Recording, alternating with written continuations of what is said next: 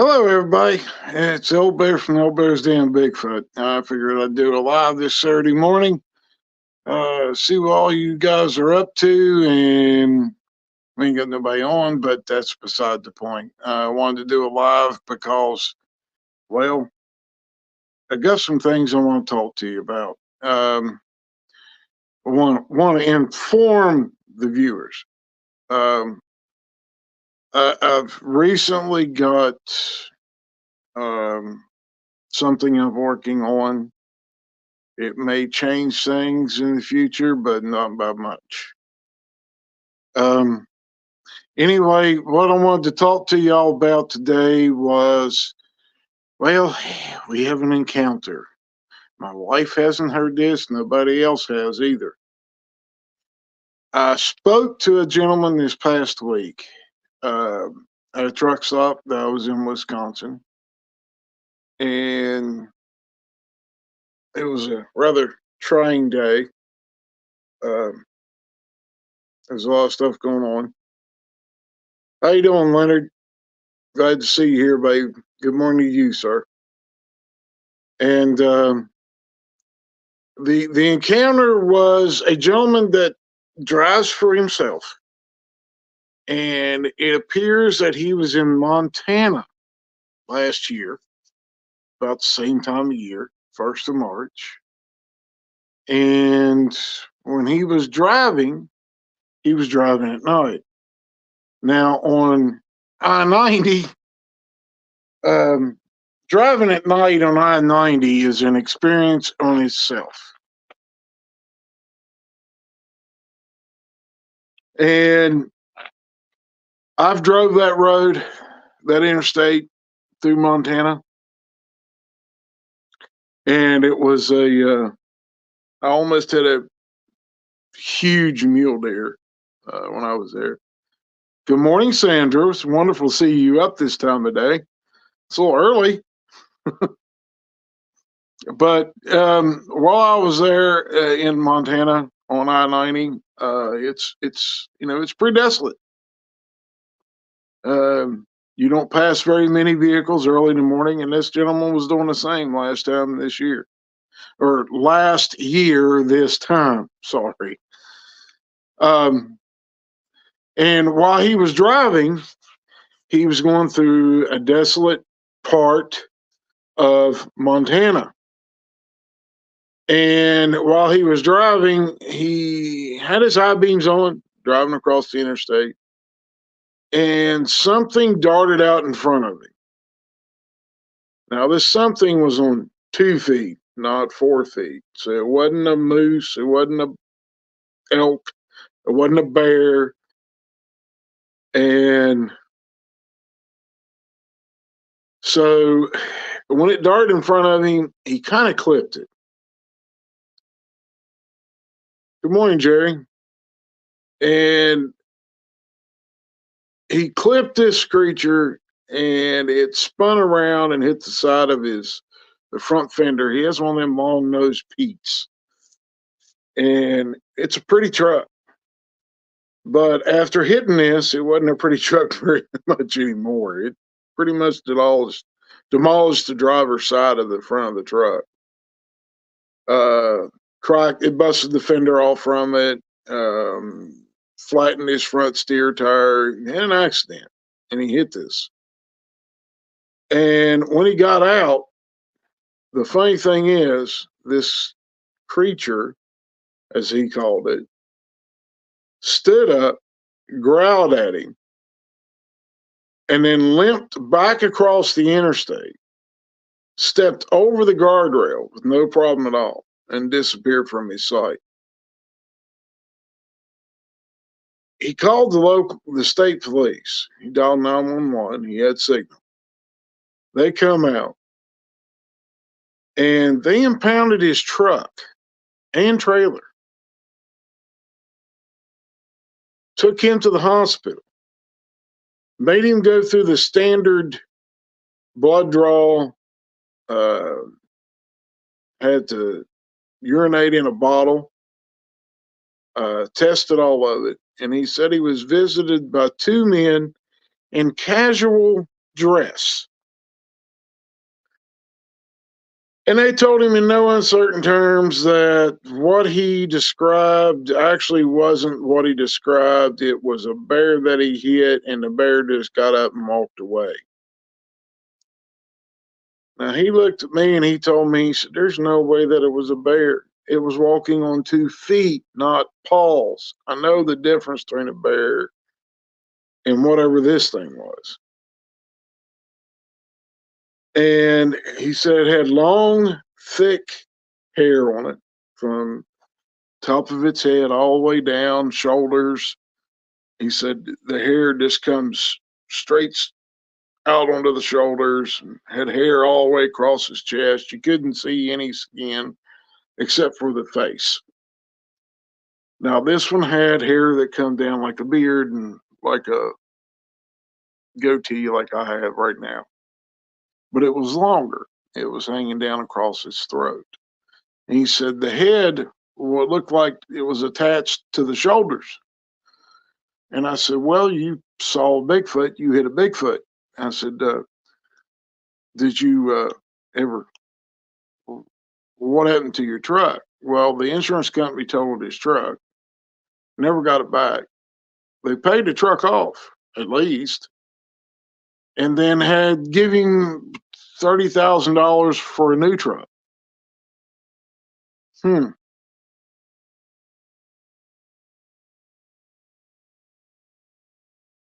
So they did this to this man, and his license was threatened, his livelihood was threatened, and told not to speak about it. Well, guess what? He's talking about it. He is sick and tired of he's been a fan of the channel for quite a long time, and he had been waiting to get in touch with me and just never really had time to get in touch with me because all this stuff he was, he didn't work for 3 months because of this. They said they had to wait till his uh paper come back saying, what he had in his system. And the man drinks coffee like it's going out of style. Um, one cup after another. And he said, "There's no way I was on drugs." He said, "I don't do drugs." He said, "I don't even take aspirin." So they scared this man into keeping quiet for a while. And now he's ran into me and now he's not scared. So he's talking about it. I won't give his name. I won't tell you what kind of truck he drives now. But needless to say, he's still a driver. He's making money for his family, and I applaud him for doing that. And I hope that you take something from this and figure out that these creatures are everywhere in the United States. They they roam everywhere in the U.S. They may not be in these big cities where all these city slickers live and don't know nothing about anything of the amount of open territory and land areas out there. The only thing they've ever known is inside the city and the city parks. Good morning, Roger. Andrea, glad to see you. And I hope y'all enjoy this one. And the reason I came live is I've been watching some videos here lately, and there's been um, good morning, John.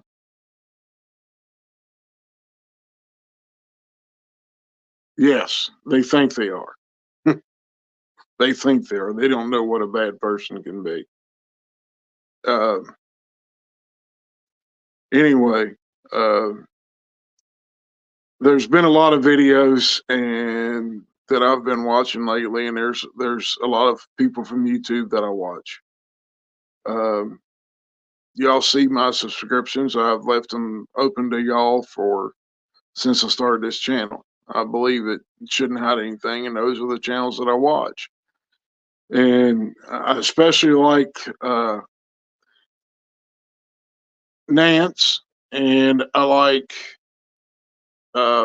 Fred from up in Alaska, And they're wonderful channels to watch, and they're very informative. And they're putting out accounts that happen all the time. People have had them for years, encounters with Bigfoot, and they don't talk about it. Well, tell you, I'm glad to see you. Thank you for the compliment. So the reason you haven't seen Mrs. Bear, because Mrs. Bear is not feeling well. She's got a pulled muscle in her back that stretches around through her lower ribs, and she's in a lot of pain with it. And it's nothing I did to her. She went out and picked up some wood one day and pulled a muscle. And I can tell you from personal experience, it sucks. So I hope all of y'all, if you can, say a few prayers for Mrs. Bear, and I would appreciate that. And my wife is sitting here in my ear beside me saying, "Tell them hello from Mrs. Bear. She's glad to see y'all." So, like I said, I've been watching some channels, and I never knew Fred Saluja, uh, Alaskan Sasquatch, um, Alaska Sasquatch or Subarctic Sasquatch, whatever his channel is. I'm sorry, Fred, I messed it up. I should have looked before I started this live, but I just saw your encounter with your cousin and your older family member, and you had a pretty harrowing experience. And so I'm getting to know these people a little bit better, getting to understand where they're coming from when it comes to Bigfoot. And I wish all of y'all would go to their channels and subscribe, and tell them Old Bear sent you. So the reason I've done this live is just to put that encounter out from that truck driver and to let you know that don't trust Bigfoot. Don't trust the ABC agencies that come and visit you after you have a sighting. And you go out and you tell somebody about it. If you see a Bigfoot and you have a sighting and you want to tell people, and if you get people that start telling you, "Oh, you're full of it, you don't know what you're talking about, you're just some quack," send them my way. Their mind will change pretty quick. They won't bother you anymore, because I got your back. I ain't like that. I don't I don't tell you about these creatures just for the fun of it, to make videos, put myself out there. It ain't nothing about that. It's all about the people. It ain't about these creatures. It ain't about these government officials. It ain't about the law enforcement. It ain't about nobody else but the people that have the encounter with the Bigfoot. It's to help them to understand they're not alone. And so, as long as I breathe and can talk, I will be there for you. It doesn't make any difference. I'm there for you, nobody else. I love each and every one of my viewers, but if you downgrade somebody on my channel, I've got a problem with that, a real big problem. So I hope you enjoyed this early morning, Saturday morning, lovely, rainy, cold, dreary, wet, disgusting Saturday morning here in West Virginia. But doing this makes me feel a little bit better about the day. And my wife says beforehand, thank you for any prayers that you send her way. I thank you for it myself. I hope y'all enjoy the day. Y'all have a blessed day. And if you don't know the Lord, get to know him, because it ain't going to get any better, people. And y'all enjoy yourselves. Have a nice one. We'll see you on the next one. Bye-bye now.